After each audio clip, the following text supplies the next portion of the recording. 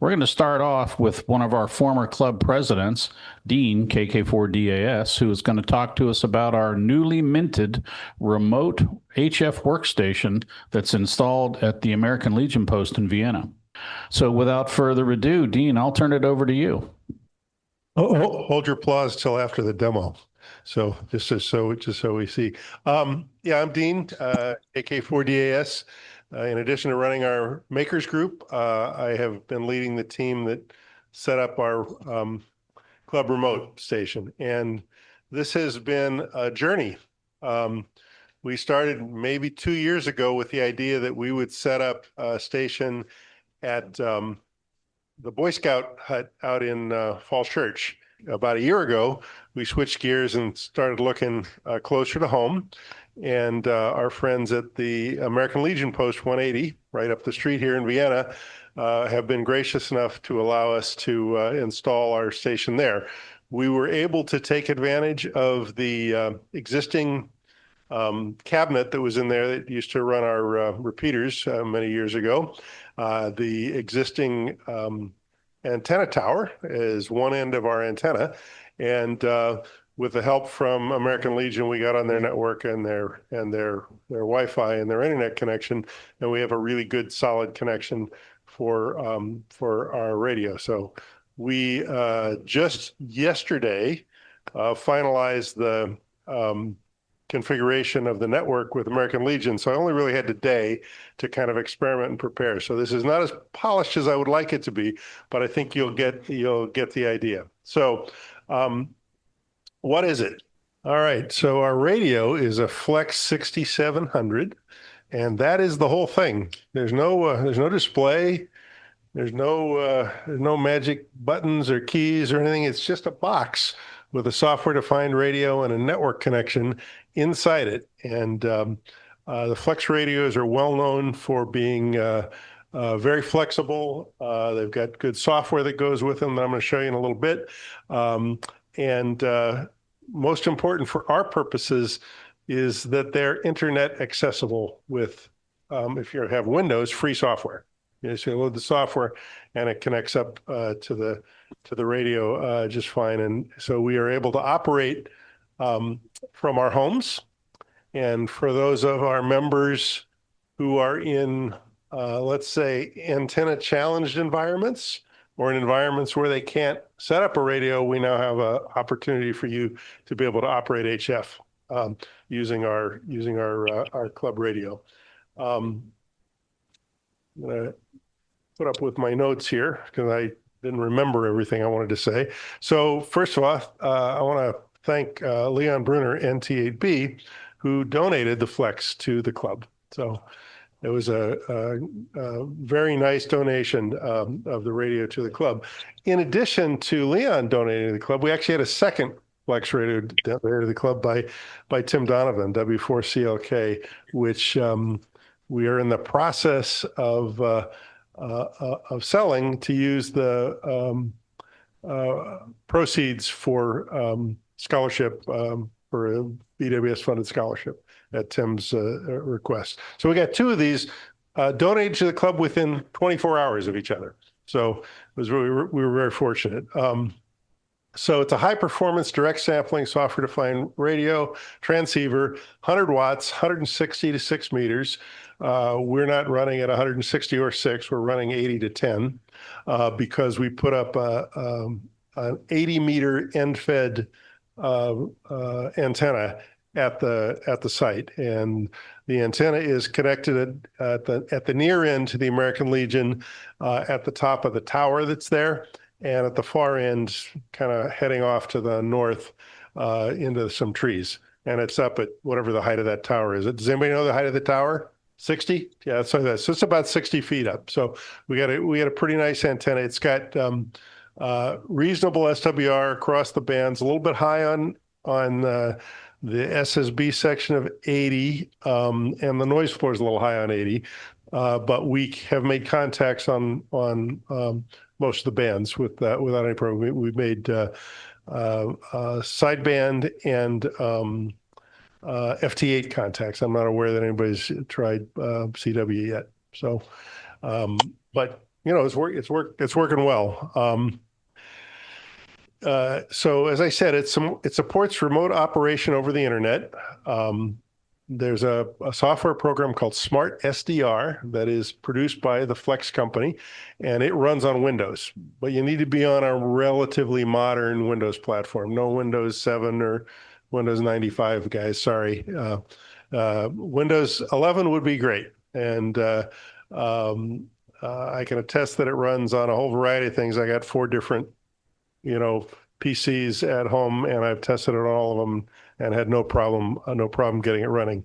If you're a Mac guy, there is a solution, but you got to pay.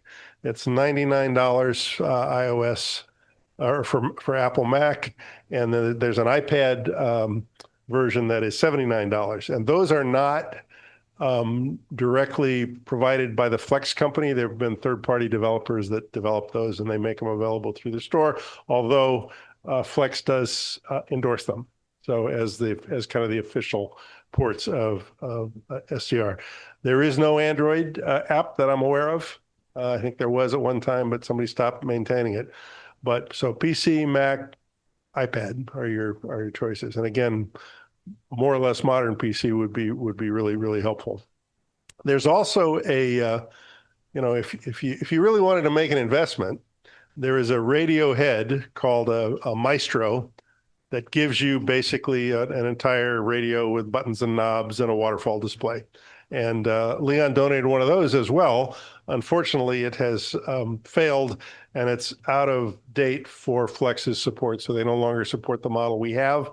And I was just on the phone with them today, and it looks like we're not going to be able to use that. We would have only used that at American Legion for events, but we can always use a laptop. And in the American Legion meeting room, they've got great big displays with HDMI capability, so we can throw the whole radio display up on the screen and operate from there. So that's kind of the long kind of story of kind of how we got there and what it is.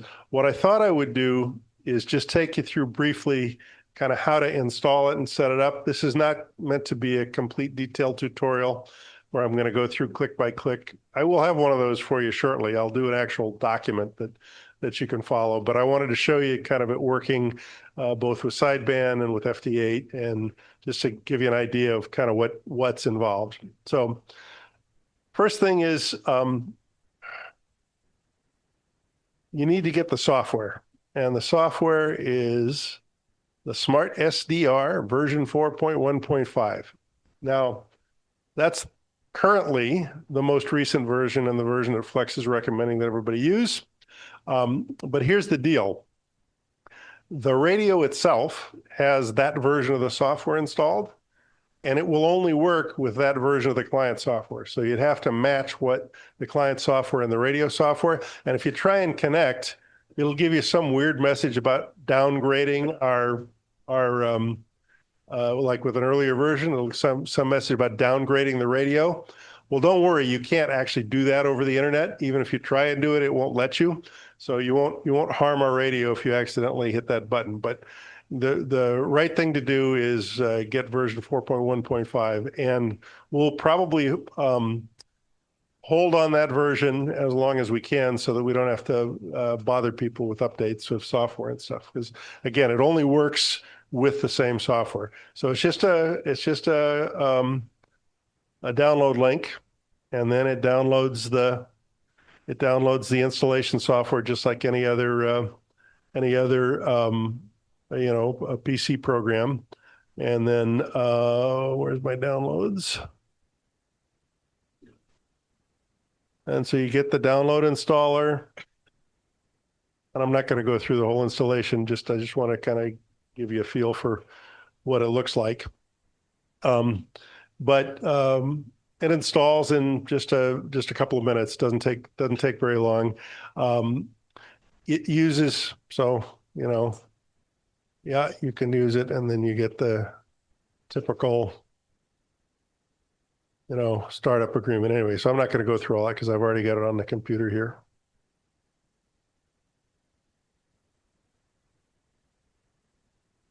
All right. And then once you're installed, you get three icons up on your screen. One's called Smart SDR, and that's the actual radio interface. Another one's called Smart SDR DAX, that's the digital audio interface. And there's Smart SDR CAT, that's the CAT control that allows you to use programs like WSJTX and other things, digital programs to control the Flex radio. And these all run on your computer. So you're not changing anything on the actual radio itself. This is all the client software. Smart SDR runs on your computer. WSJTX runs on a computer. It's your configuration. So however you set up your logging, all that, it's all your stuff. That's it. So when you go to run Smart SDR, it's going to ask you for a login. We'll get rid of there's the CAT program and the DAX program, and it's going to ask you for an email and a password. All right, and then we log in. And after a moment, it shows us, hey, there's our radio, SmartLink Flex 6700 K4XY available. And you can see at the bottom, there's a Connect, a SmartLink setup, and a low bandwidth Connect. SmartLink setup, you don't need to worry about. That's what I took care of to get it all set up to begin with. Connects at kind of normal internet speed bandwidth from my house with my Wi-Fi and my internet. Connecting with regular bandwidth works fine. I did it a little bit earlier here. Seemed to work okay. It might work better on low bandwidth here. I'm using the public schools Wi-Fi, open Wi-Fi here. Now, there shouldn't be a lot of competition this time of night here at the school for their network, but I don't know how much bandwidth they put on the Wi-Fi. I tried it with our little club dongle here, and the interface came up, but it didn't really work. And I didn't want to bother Jacek with reconfiguring at the moment. So let's just connect. And what happens here is the radio has registered itself with the Smart SDR server. Unable to connect to the radio. Well, see, this is what happens when you do a demo. The radio makes a connection to the Smart SDR server, and our client, Smart SDR, logs into the Smart SDR server, and it exchanges the addresses and protocols needed for them to communicate with each other. So we'll try again here and see what happens. There we go.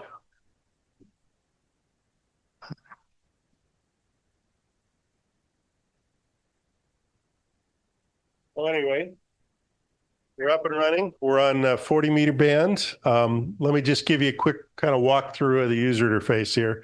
When you first set up, if you want to run it with your PC as opposed to with the Maestro terminal, you have to tell it you're using PC audio, and that's in this upper right-hand corner. There's a little blue box, and that says PC audio. It has to be blue.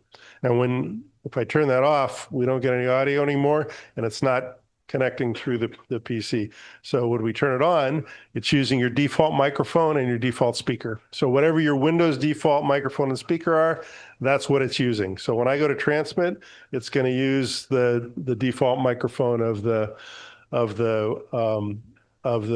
PC.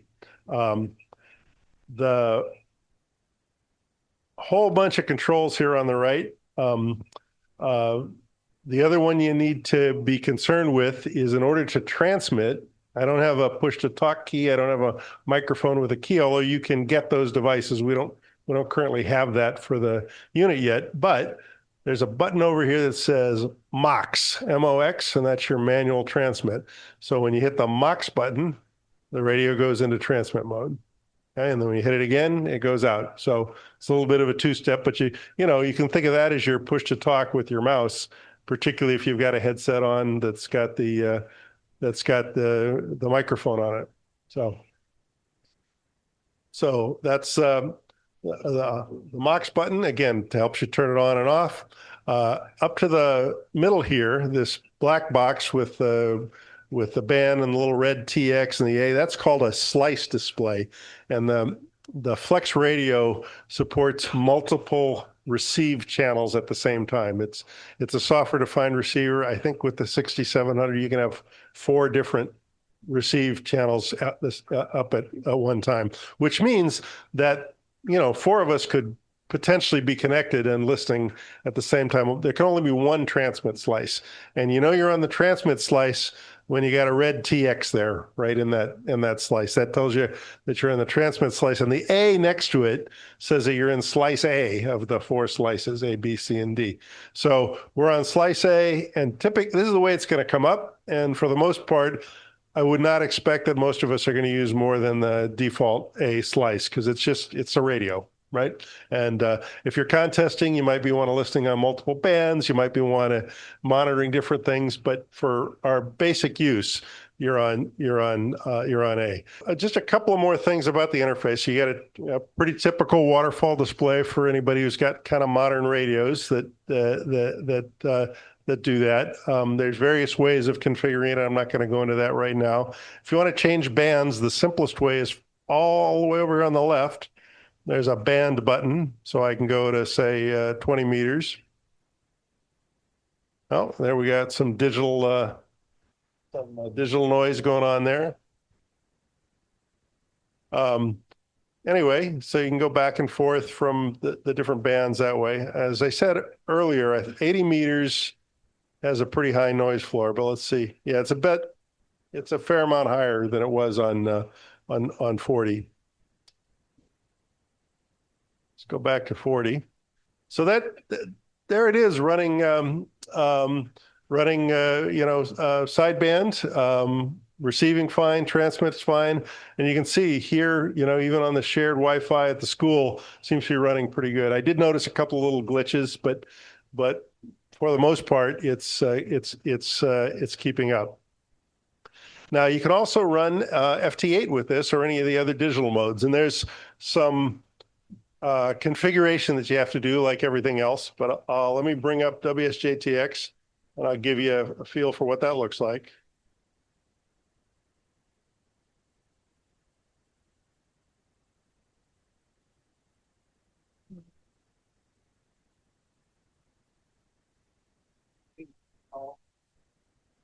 Yeah, use your own call. Basically, when you are connected, it's your radio, and you are running you're running the radio. I have the kind of the keys, like I said, to shut it down and reset and all that sort of thing. But you're the operator at that point. So here's another case of best laid plans. This was all working at home. So let's see. This is good, because then I have to kind of show you how we set it up. We go into the settings, we go to radio, and we tell it it's a flex. I know why it's not connecting. Remember I told you there's that other software called the cat control software? I have to run that. So let me run the cat control software, and I have to run the audio software as well. There we go.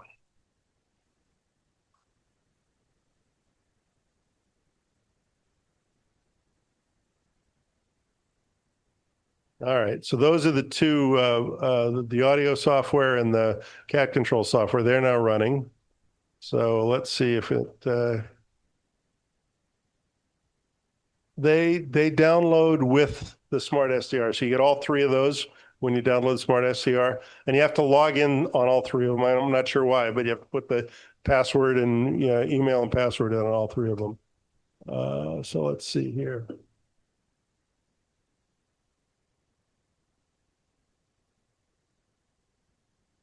Oh, there we go. So we are in band. I don't think I'm on. A couple other things you have to do when you switch to digital. Up here on the slice selector, there's a thing called DAX. That's the digital audio exchange.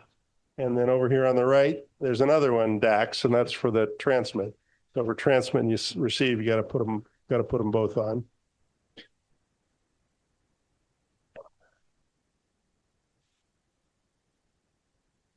And I think I'm probably on the wrong sideband. That's me, not sure. Yeah, I am I'm on lower sideband. So let me go to upper sideband. That sounds like FT8 now. There you go.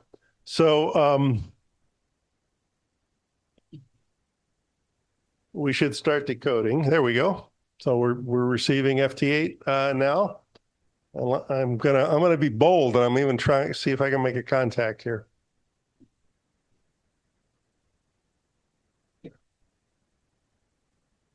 Enable transmit. Here's a guy. He's minus 19. Well, we'll see. So it went into transmit. I don't know if you heard the radio, the receive radio shut off. It's transmitting. It looks like we're putting out, I don't know, 40 to 50 watts of power. There's an RF gain control. We can increase it. Now we're back in receive mode.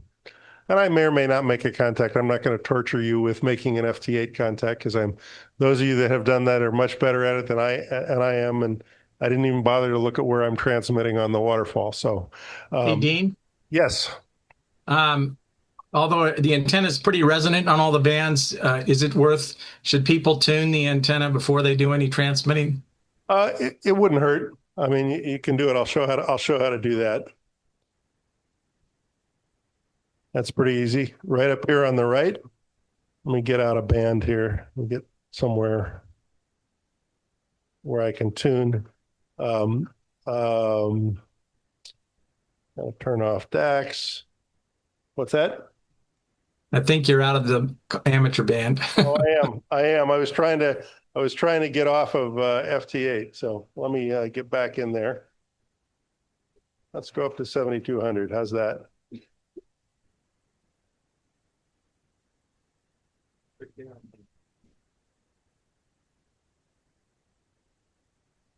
Come on.